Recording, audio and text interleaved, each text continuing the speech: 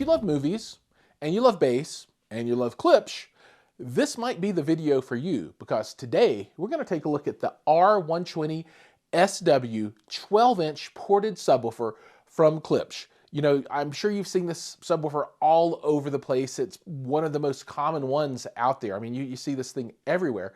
But do you know exactly what it does and what the performance is? Well, I don't either. So today we're going to measure it and just get a feel for what this subwoofer can do. So I've got this thing set up. It's going to be under my screen over here, and I'm going to use REW to measure with my microphone in my main listening position about 9 feet away. We'll do a little compression testing and see what this thing does. Now, before we get started though, let's talk a little bit about the specifications of the unit.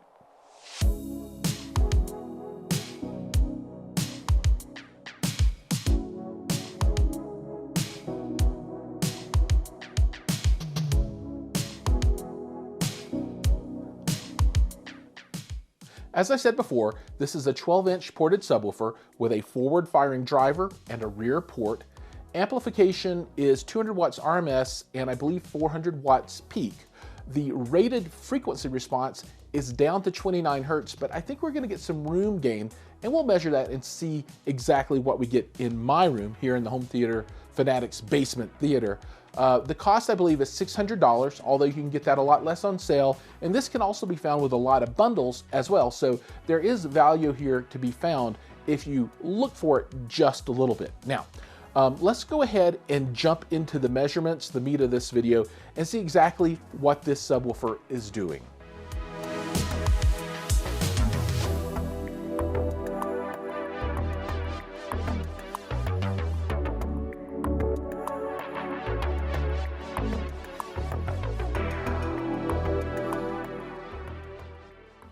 Welcome to REW, everybody. Let's get started with these measurements. So I took a baseline measurement in my room, as I discussed before, 9 feet away, main listening position, subwoofer centered under the screen in the wall, the front viewing wall, and I think that the first thing that's going to jump out is the gradual drop off here from 29 hertz and down. So the spec that Klipsch puts out for the 29 hertz, I think is pretty spot on.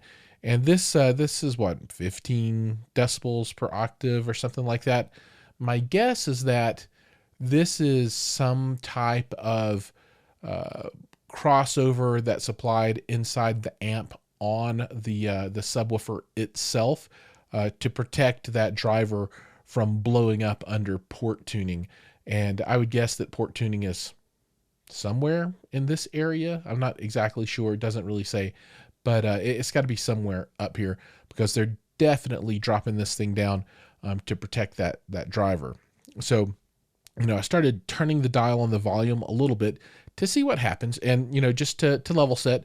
So, we're probably looking at something in this area as the volume. So 87 decibels right here. This null, and this null, these are all room induced. So, you'd have a curve that kind of looks like that without my room playing shenanigans. So it'd be a nice little arc coming up and over, right? So now let's add on. So I bumped up the volume about 3 decibels and looks good, right? No weird compression or anything going on. Another 3 decibels. Looks pretty straightforward. At the top end here, we are at 97.8 decibels. And remember, this is 9 feet away in the MLP, so not bad. Next measurement.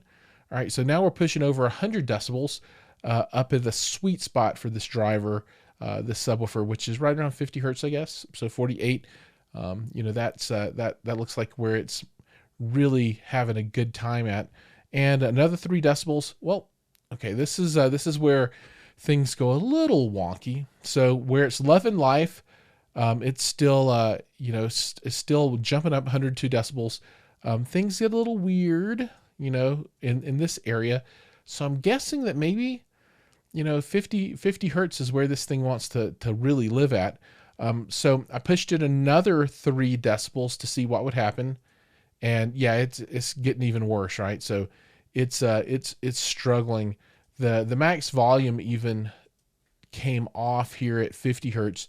Now it did move on up here at 68 hertz to 103 decibels, but I think this is about what this sub has in the tank, right? So I wouldn't want to push it that hard. You know, I think when this guy's firing on all cylinders, you're going to be looking at something that's approaching this kind of curve, depending on your room, right? Like I said, I've got these 3 nulls for this subwoofer position that I take into account.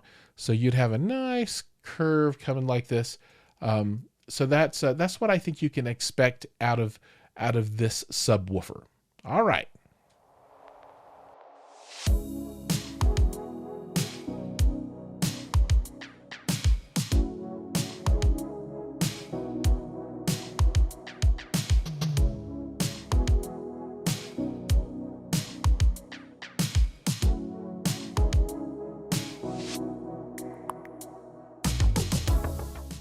All right, so that's the R-120SW from Klipsch.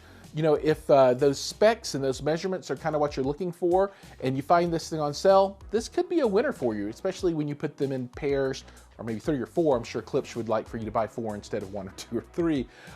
But, you know, that, as always, helps smooth out response, adds some more volume to it. And it's not a bad way to go, especially at such a low price point like you can find this subwoofer at. You know, there are a couple of combos out there where you can buy this with a 5.0 system to get a 5.1 system. And I would strongly recommend looking for that if you're jumping into home theater and you want to get started with a brand that you know, with a sound that you might have heard before, with performance that's going to be more than adequate. And I'll have a future video where I test a 5.1.2 system from Klipsch, which is pretty darn rockin' and a really, really good value. So hopefully this video has been helpful and informative. If so, please like and subscribe, ring the bell, all that stuff. And I'm really curious, you know, are you a Klipsch owner? What's your experience? Do you have this subwoofer yourself? And what did you think about it? Drop some comments down below and let everybody know what you think. Jump over to the Home Theater Fanatics, Klipsch Fanatics page on Facebook. Check that out, drop some comments in there. And as always, we'll see you guys in the next video.